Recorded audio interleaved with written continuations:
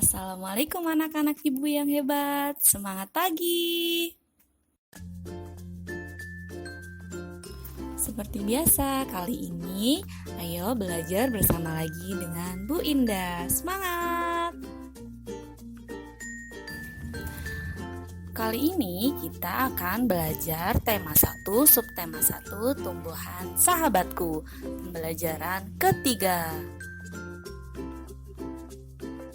Tujuan pembelajaran kali ini adalah setelah mengamati dan mencari informasi, siswa mampu mengidentifikasi cara perkembangbiakan vegetatif pada tumbuhan dan manfaatnya dengan benar.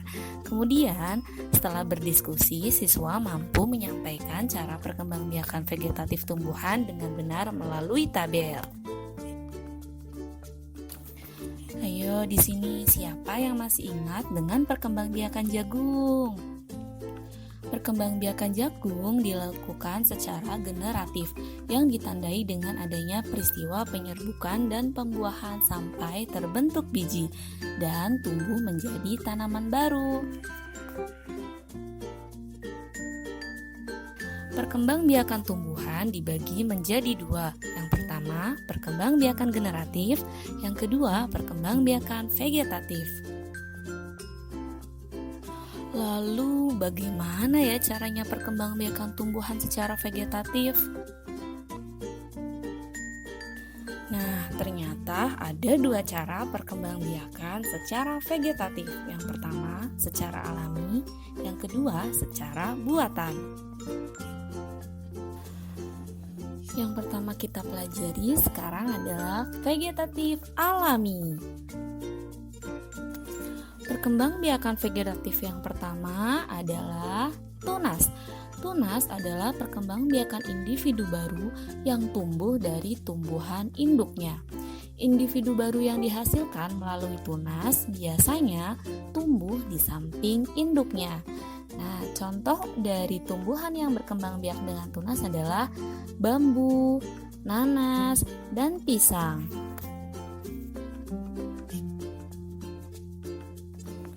Selanjutnya yang kedua adalah tunas adventif. Cara berkembang biak melalui tunas adventif adalah cara tumbuhan untuk menghasilkan individu baru melalui sela-sela bagian tumbuhan. Pengertian dari tunas adventif sendiri adalah tunas yang terbentuk tidak pada tempatnya.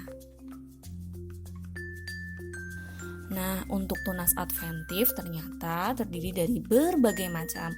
Pertama, ada adventif daun, yaitu tunas yang tumbuh di sela-sela daun. Contohnya adalah cacar bebek dan wijaya kusuma. Kemudian ada adventif akar. Contohnya adalah pohon cemara, sukun, kersem, kesemek, atau talok. Yang ketiga ada umbi lapis.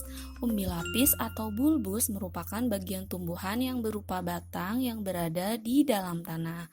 Contoh tumbuhan yang berkembang biak dengan umbi lapis adalah bawang merah dan bawang putih. Selanjutnya ada umbi batang. Umbi batang atau tuber adalah batang yang tumbuh di dalam tanah. Batang tersebut berfungsi sebagai penyimpan cadangan makanan.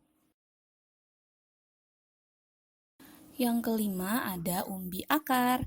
Nah, akar pada tanaman yang berkembang biak dengan umbi akar akan beralih fungsi menyimpan cadangan makanan.